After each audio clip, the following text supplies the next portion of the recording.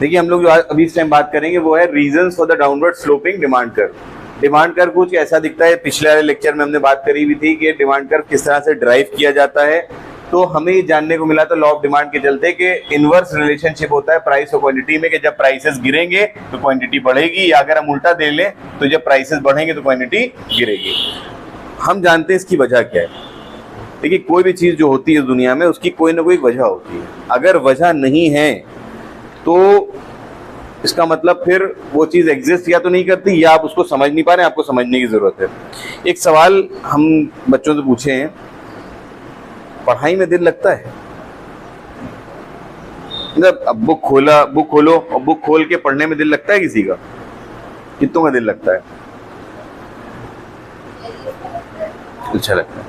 और जिसका नहीं लगता है तो किताब खोलने के बाद कैसा लगता है? नींद आने लगती है।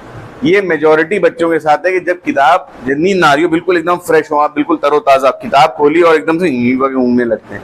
ऐसा बहुत सारी वजहों से हो सकता है, लेकिन जो बहुत बड़ी वजह हमारे सामने आती है वो क्या है? वो ये है कि हम आदी हैं किस चीज़ के? रील्स के, जो हर एक मिनट पे चेंज हो जाती है। हम इतने आदी हो गए हैं कि हमें हर मिनट पे चेंज चाहिए।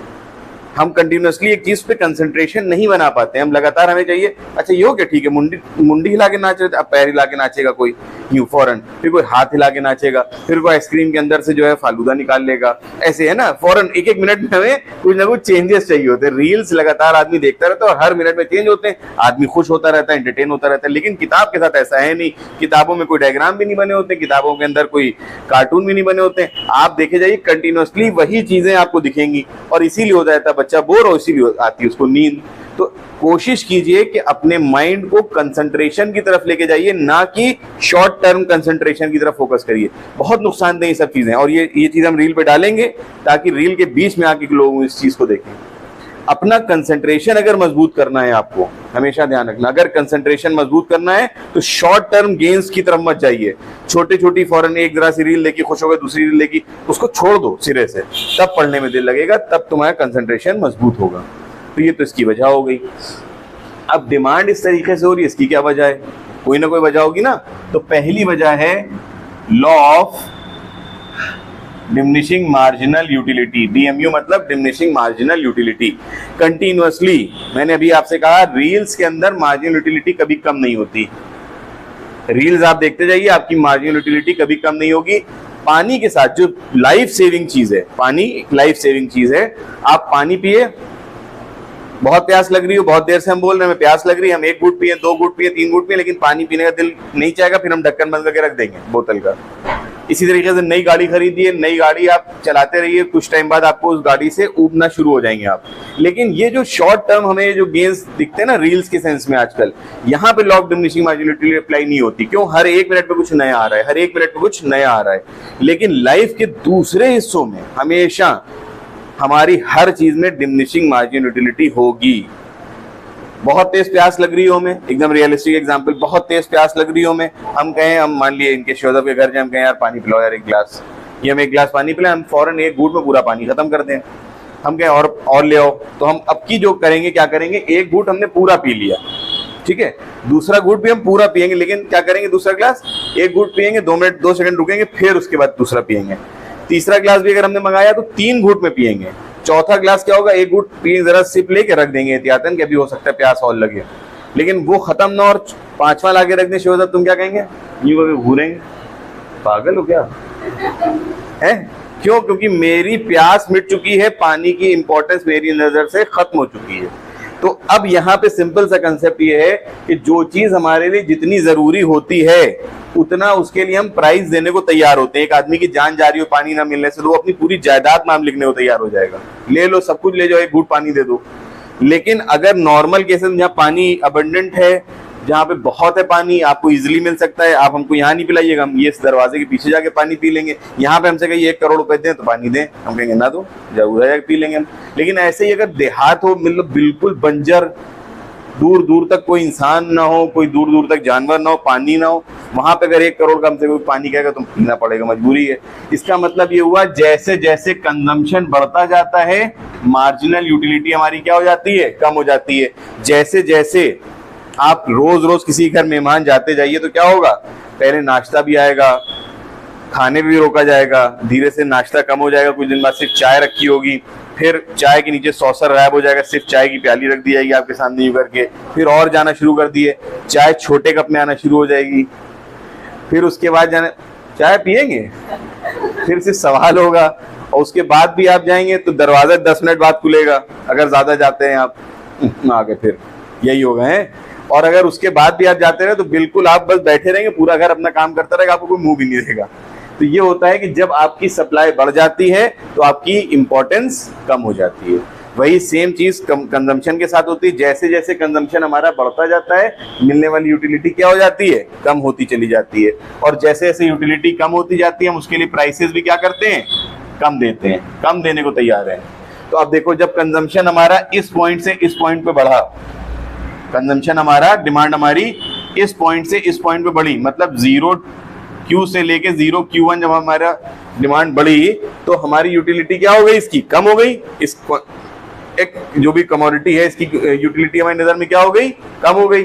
जब यूटिलिटी कम हो गई तो प्राइसेस भी हम क्या करेंगे, पहले OP1 दे रहे थे, सॉरी OP दे रहे थे, अब कितने देंगे, OP1, मतलब क्वांटिटी बढ़ी है लेकिन प्राइसेस क्या हुए, गिर गए, क्योंकि क्वांटिटी के बढ़ने से दूसरे हैंड पे क्या हुआ, यूटिलिटी कम हो गई, और यूटिलिटी जब कम होती है तो उसके लिए हम दाम भी क्या करते हैं, कम देते हैं। क्लियर हुई बात या नहीं हुई? जब ना समझ आया करे तो नो, और आए तो यस। आ गया, कोई दिक्कत तो नहीं? फिर रिपीट कर दूं, क्वांटिटी बढ़ी, यूटिलिटी गिरी, यूटिलिटी गिरने से दाम भी हम क्या करेंगे, कम देंगे, क्योंकि उसकी इंपॉर्टेंस हमारी नजर में अब कम हो गई। नेक्स्ट हम लोग बात कर लेते हैं इनकम इफेक्ट।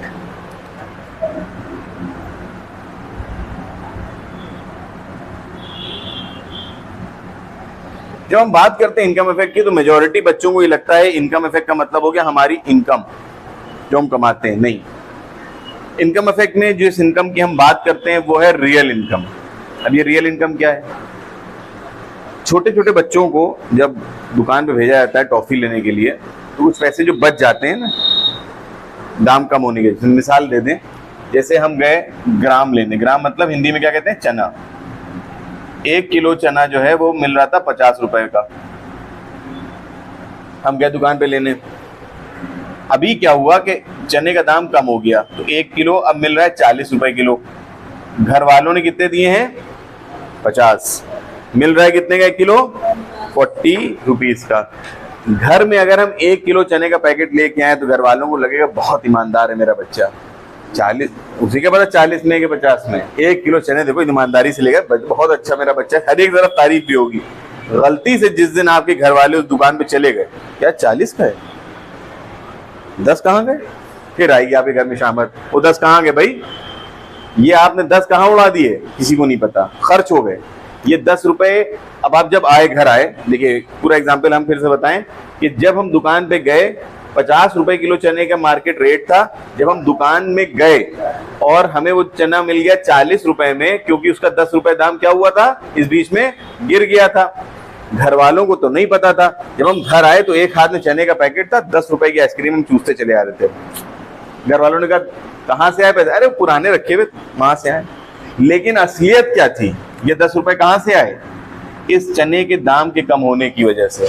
ये जो पैसे बच गए due to the fall in the price of the commodity, ये कहलाती है रियल इनकम। ये एब्सोल्यूट इनकम नहीं है, ये एक्चुअल इनकम नहीं है, आपने कमाई नहीं, आपने मेहनत नहीं करी इसके लिए, बल्कि क्या हुआ है, दाम कम हो गया है इसलिए 10 रुपए बच गए।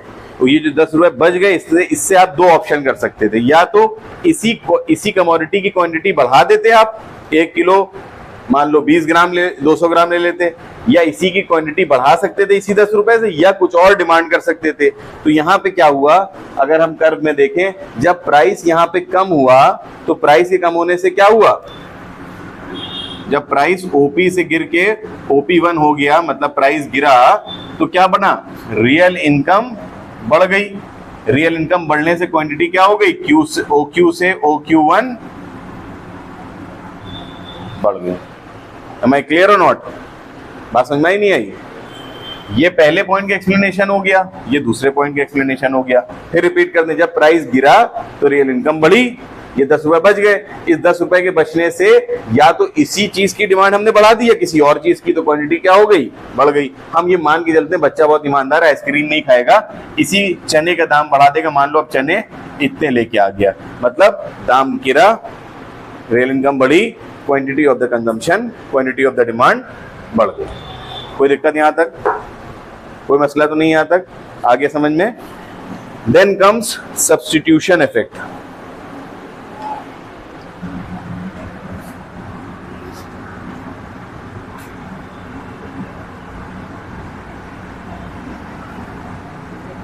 बहुत सिंपल है, सब्स्टिट्यूट्स की बात की जा रही है। हमारी कमोडिटी की जिस की तरह जो लोग काम परफॉर्म कर सके वो हमारे क्या कहलाते हैं, सब्स्टिट्यूट्स। जो प्रोडक्ट हमारे प्रोडक्ट के ऑलमोस्ट काम एक जैसा परफॉर्म कर सकता है वो क्या कहलाता है, सब्स्टिट्यूट। तो अब मान लो कि हमारी कमोडिटी का प्राइस गिर गया तो हमारी कमोडिटी सस्ती हो गई, लेकिन दूसरे के मुकाबले कंपैरेटिवली और सस्ती हो गई, क्योंकि दोनों कमोडिटीज का जो दाम था, मान लो मार्केट में 10 रुपए का था हमारी कमोडिटी का भी, और दूसरी कमोडिटी जो इसका सब्स्टिट्यूट था, हमारी कमोडिटी का दाम हो गया 8 रुपए। हमारी कमोडिटी का दाम क्या हो गया, 8 रुपए। हमारी कमोडिटी का दाम जब गिर गया तो ये कमोडिटी ए थी, ये भी 10 में थी, और कमोडिटी बी ये भी 10 में थी, ये 10 में ही रही, हमारी कमोडिटी 8 में हो गई, तो हमारी कमोडिटी रिलेटिवली सस्ती हो गई। उसके मुकाबले में हमारी कमोडिटी क्या हो गई, सस्ती हो गई। तो जब हमारी कमोडिटी रिलेटिवली सस्ती हो गई तो जो लोग इस कमोडिटी को इस्तेमाल कर रहे थे वो लोग कहेंगे जब एक ही जैसा काम दोनों से हो सकता है तो हम इसको इस्तेमाल ही क्यों करें, हम इसकी तरफ आ जाएंगे। तो वाला जो कल एग्जांपल दिया था कि पेन को वाला छोड़ देंगे, हम ये वाले पेन के कंजम्पशन छोड़ के यही वाले पेन से लिखना शुरू कर देंगे, तो इसकी डिमांड क्या हो जाएगी, बढ़ जाएगी। Am I clear. अब हम लोग बात करते हैं increase in the number of consumers.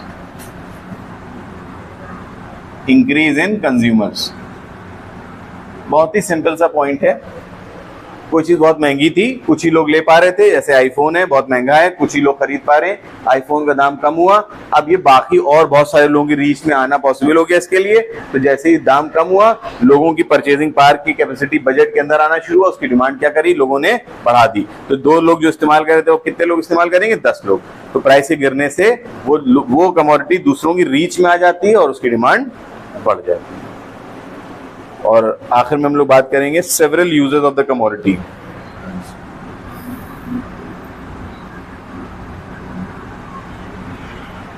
कोई भी चीज, जैसे मान लेते हैं मिल्क, दूध बहुत महंगा है, मान लीजिए हम लोग सिर्फ चाय पीने के लिए इस्तेमाल करते हैं। दूध सस्ता हुआ जरा सा, हमने चाय की जगह 2 बार चाय इस्तेमाल करना पीना शुरू कर दी, और दूध सस्ता हुआ 3 बार चाय पीने लगे, और थोड़ा दूध सस्ता हुआ मान लो तो हमने उसके और यूजेस खोल लिए, क्या, दूध पीने भी लगे। फिर बहुत ज्यादा सस्ता हो गया तो लस्सी बना ली, छाछ बना लिया, पनीर बना ली, मक्खन बना लिया, मतलब यूजेस हम क्या करेंगे, बढ़ाते जाएंगे। जैसे जैसे प्राइस कम होता जाएगा हम यूजेस उसके ज्यादा बढ़ाते जाएंगे।